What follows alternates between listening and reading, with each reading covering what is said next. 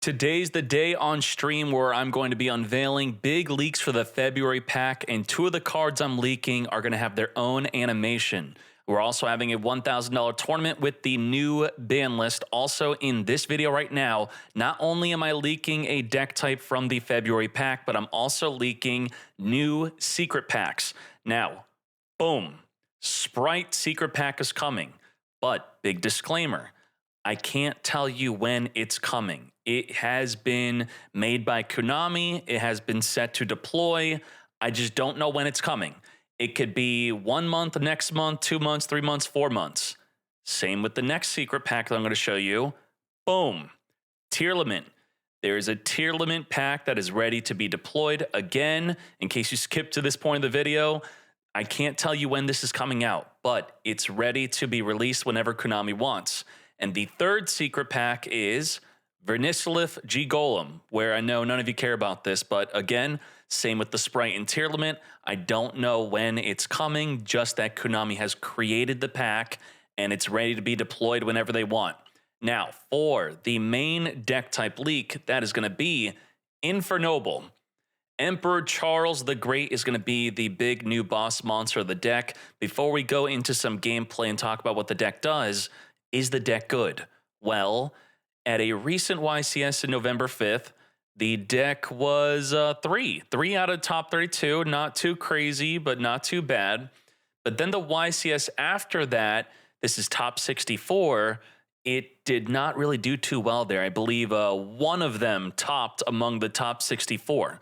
So it's not obviously not going to be super top tier, but it could still be possibly decent in Master Duel. And let's investigate. And I'm also going to talk about some cards that we may be missing and what happened in the TCG. Now, what does the Charles do? Charles is a very cool Link 1 boss monster. It is 1 level 9 Infernoble Knight Emperor Charles to summon this.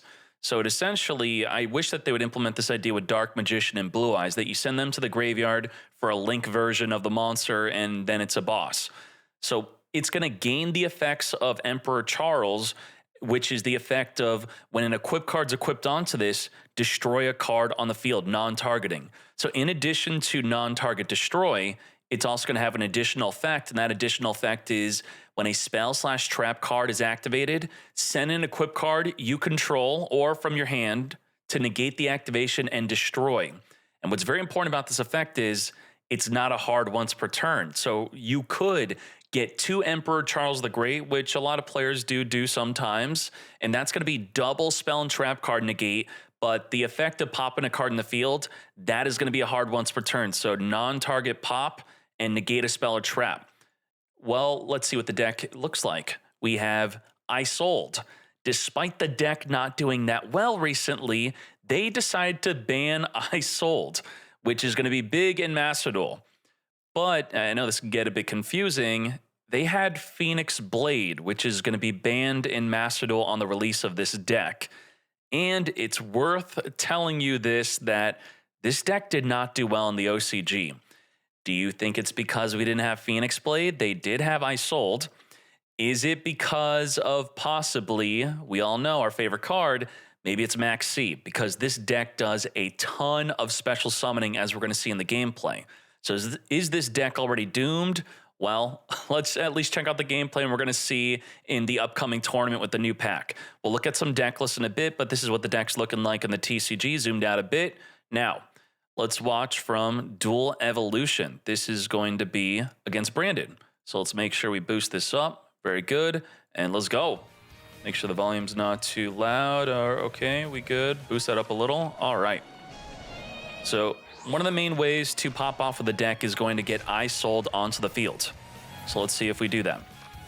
There it is. I Sold is going to send an equip card from the deck to the graveyard to summon a monster from the deck. But the first effect is going to be adding a monster, and then you can't summon that monster. A lot of people, by mistake, negate that part of the effect, which you don't want to do. Even with impermanence, I would say to not negate it, because they could summon a second copy of I Sold and then use the hard once per turn second effect, which is the main one of summoning a monster from the deck. So do remember that. Also, ashing the first effect, big mistake. All right, they're going to get their Magna Hut. Now we're going to be using the real effect. This is where they send the Band and Master Duel equip card, and let's see if they even use it. So that's going to be summoning our Infernoble from the deck here, and we're going to have another Infernoble that's going to send the Gearfried, and then we're going to be making the new Synchro level 5. What's great about this is going to be adding the Field Spell. Activate the Field Spell. Field Spell is going to be searching our deck. And then you want to target the level 5 Synchro with a card so that it could use its other effect. And that's what the Phoenix Blade in the graveyard could be doing. But I don't think we even need it. So maybe it's not going to be that big of a deal. We got Durendal searching for a nod. Uh-oh, looks like we're doing it. We're doing it. I mean, most of the Infernobles in the graveyard could just activate to equip onto her, and that could be a different way, right? I think that still works on her. Double checking. She states that when this card is targeted, when a card or effect is activated that targets this card, so that should still work. Unless the equip effect is non-targeting. So let's see that. It states, yeah, target one monster you control and then equip this card to that monster. So that should actually work, and we should not be too screwed. We do want to be making sure on that. But if any of you are Infernoble experts, you let us know. Against Max C and not having the Phoenix Blade, does this deck even stand a chance when it didn't even do that well in OCG? So now we got the Emperor Charles. This is where we could pop a card in the field non-targeting. Because it has an equip card, we then get to summon the Charles the Emperor. It had the old name of Charlemagne. And we're going to be using the equip. Okay, we also use the field spell to special summon the Emperor Charles back in the field. And because it's level 9, with a level 1 tuner, as we have here, we can make a Baron de Floor. Or if we have another way to equip onto it, we could summon a second Emperor Charles Link, which will then be the double spell and trap card negate. So let's keep on doing that. And what's very important about the Renaud there is it adds back the Gearfried from the graveyard, which is going to be an additional negate. That's going to be our monster negate. Now we got our Baron de Floor, as we said. We're going to banish to come forth and summon the Gearfried.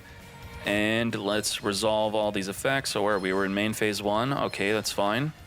Now, what's going to be happening here is the Charles effect of equipping a card is going to be activating. So we have a bunch of cards in the back row. I'm not going to be reading. I'm sure they're giving additional effects like maybe making one of them untargetable or indestructible, but not too big of a deal, as the main disruptions here are going to be the ability to negate a spell or trap, the ability to negate anything, the ability to negate a monster, and the non-target destroy card in the field after we equip onto it. So let's see how we do that. All right, against Branded, we have our 1 monster negate. That's 1. And then the Alibert gets the Omni negated. And then Charles, the Emperor, is going to negate the spell and trap. So that's 3 of our disruptions gone already. And now we need the equip effect. So that's what Roland's going to do. Roland in the graveyard, even if it's not summoned properly, can activate in the graveyard to equip onto your Charles, and that's going to activate the non-target destruction. So beyond the Baron de Floor, it is cool that we are using the Infernoble boss monster to make the big plays. Get popping, non-targeting, and then, you know, obviously from here we're just going to win. But how does the deck do going second? Let's watch a replay on that. Is just a go first deck that loses to Maxi and even Droll and Lockbird? You know, that might be the case. That's kind of what the meta we're in right now. Maxi, Droll, or lose. I'm not sure why Konami's overloading these Maxi Droll decks. Now, let's go second, and it's going to be against Exosister. So they should set up at least a decent amount of disruption here. Let's speed up through their turn 1.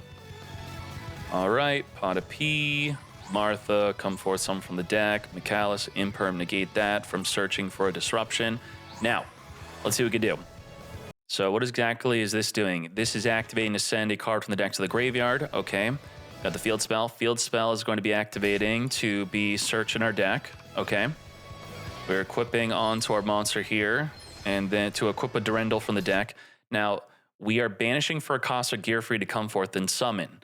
And the Vadis is summoning 2 Exosisters that will trigger if a card is moved from the graveyard, but it's not going to count the card that was removed by a cost. So that's going to come forth, summon, summon. And what will happen is these could turn into disruption if we move any card from the graveyard. It will be a monster negate and a banish. We got the Gearfried, and we are going to move a card from the graveyard right now.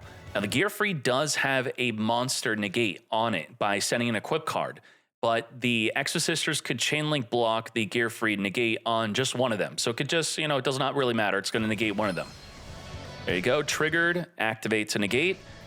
Imperm, negate the negate. So we're going to have that monster banish and monster negate for Exosister that we're going to have to play through.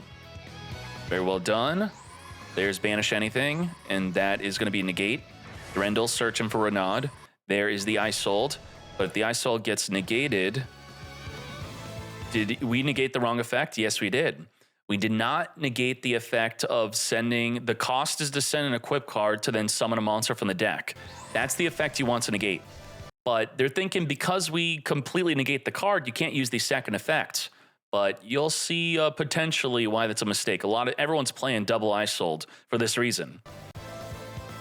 Okay, what is going on? Oh, we're banishing the Gearfried. What were we afraid of? Gearfried is level 9. Okay, so banishing to stop a Baron to floor. I guess that does make sense. Yeah, you want to stop Baron to floor from being summoned. Gearfried was already used up. And there you go, the second copy of Isold using the second effect that we negated the first effect on. Thus, the hard once per turn second effect is going through. And unfortunately, sending the banned equip card here that we do not have access to. We're going to come forth, making the Princess level 5 Synchro, grabbing the field spell, equipping onto the Prince. There you go. That was, we were talking about that. Did not need the Phoenix Blade to use her effect. So by targeting from the graveyard, she's going to be banishing herself to summon a Roland. Very well done. But now we're going to have the Phoenix Blade. Is that going to be a big deal? We're going to be summoning itself onto the field here and then making the level 9 Synchro Charles. Roland's going to equip onto it. That's going to be non-target destroy a card in the field. And then we could summon the Charlemagne Charles Emperor if we want to. There we go. Okay, we did do that. Get equip in. And then you use the field spell to reborn it from the back row. That is just nuts. Love it. On activation, we're going to be searching our deck for an equip card. To battle we go. Okay, we have our spell and trap card negate. And we have quick effect, pop a card in the field. That's all we have. But we were able to break the whole field. Not, not so bad. Very good, very good. Let's see what they got. Martha, Roland. So in response to the Martha effect of summoning herself and a monster from the deck, we're going to be activating our non-target destroy a card in the field. And making sure to do so before an Exosister is on the field. So if they were to shotgun just normal summon, we would not have had this play. But if they normal summoned, it would then mess up the Martha because they have to have no monsters or Xyz only. So there you go. They're not triggering. And then we are going to trigger to pop a card in the fields. Non-target pop, but they still have their normal summon. There's the normal summon. Okay, Castapel's going to be searching for a monster. Martha, you already activated Martha, and you already normal summoned. Okay. And Martha locks you into Xyz only. You can't, I mean, it locks you in Exosister only, so you cannot make it Zeus here. Huh? Where's my Zeus? No Zeus. End phase equip. We already activated the hard once per turn to pop a card in the field. And, you know, this is a fun duel. Not too crazy. We didn't one turn kill go in second, but we were able to play through the disruption. And look at that. No generic boss monsters. That is huge. So if you're sick of the Super Heavy Samurai summoning all the genericness, then maybe this is your deck.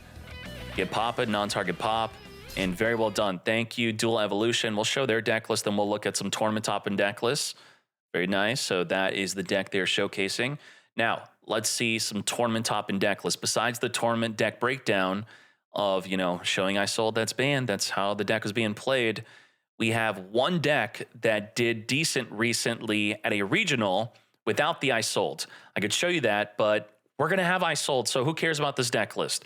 These are going to be the recent YCS tournaments, but unfortunately, they're using the Diablo Star cards, which, I mean, she's being used in everything, right? I swear, every new deck today is playing this girl. So let's look at something that's more relatable, like this top 32 of this YCS, the Santa Cruz YCS. So you could take a picture of this, grab this, very nice. Or this one, top 8 of the Vancouver YCS. I'm not sure why they, I don't know if our player counts are wrong, or do they really only have 700 and 260 players?